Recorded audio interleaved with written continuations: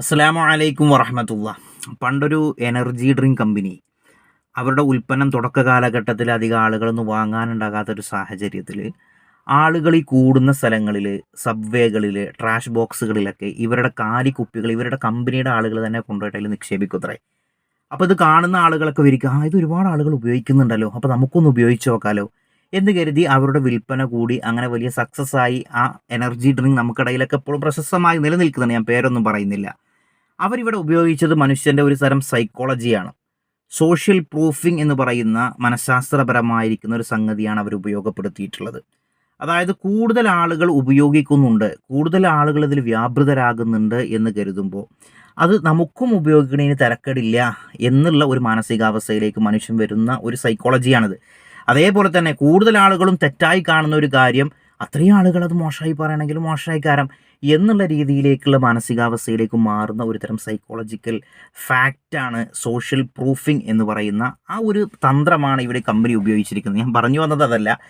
നമ്മുടെയൊക്കെ ഇടയിൽ നമ്മൾ ഒരുപാട് ആളുകൾ, നൂറുകണക്കിന് ആളുകൾ ഒരു വിഷയത്തെക്കുറിച്ച് നല്ലതാണെന്ന് പറഞ്ഞാലും അത് ഇസ്ലാമിൻ്റെ കാഴ്ചപ്പാടിൽ തിന്മയാണെങ്കിൽ അത് തിന്മ തന്നെയാണ്.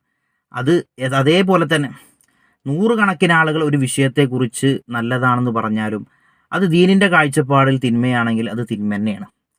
പരിശുദ്ധ ഖുർആനിലൂടെ അല്ലാഹു സുബ്ഹാനഹു വ തആല പറയുന്നുണ്ടല്ലോ, കുൽ നബിയെ നിങ്ങൾ പറഞ്ഞു കൊടുക്കുക, ലാ യസ്തവിൽ ഖബീസ് വത്വയ്യിബ്, ഒരിക്കലും നല്ലതും ചീത്തതും ഒരിക്കലും സമാവില്ല. നല്ലത് നല്ലതാണ്, ചീത്തത് ചീത്തയാണ്, അതൊരിക്കലും സമാവുകയില്ല.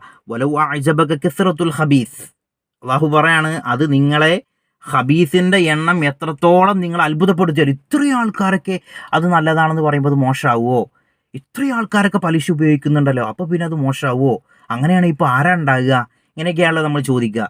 അത് എന്തായാലും പരിശുദ്ധ ഖുർആൻ പറയുന്നത്, നിങ്ങളെ അത്ഭുതപ്പെടുത്തിയാലും ശരി, ഇത്രത്തോളം സാർവത്രികമായ ഒരു തിന്മ ആളുകൾ ചെയ്യുമ്പോൾ അത് മോശമാവുമോ? അത് നല്ല തന്നെ ഇക്കാരം എന്ന ഒരു ചിന്ത വരേണ്ട. തിന്മ എപ്പോഴും തിന്മ തന്നെയാണ് എന്ന് മനസ്സിലാക്കണം എന്നുള്ളതാണ്.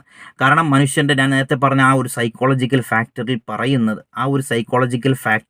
എന്താണെന്ന് വെച്ചാൽ മനുഷ്യൻ്റെ സ്വാഭാവികമായൊരു പ്രകൃതമാണ്. കൂടുതൽ ആളുകൾ എങ്ങോട്ടാണോ ചായുന്നത് അതിലേക്ക് മനസ്സ് പോകും. ഇപ്പോൾ ഒരു കാലഘട്ടത്തിൽ നമ്മുടെ നാടുകളിലൊക്കെ കൂണുപോലെ എഞ്ചിനീയറിംഗ് കോളേജ് വളർന്ന് പന്തലിച്ചു വരുന്നൊരു അവസ്ഥ കണ്ടിരുന്നു. അപ്പോൾ ബിടെക്കാണ് എല്ലാവരും എടുക്കുന്നത്, അപ്പോൾ അതെടുക്കുക. ഒരു കാലത്ത് PSC സെൻറ്ററുകൾ, എല്ലാവരും PSCക്കാണ് പോണത്.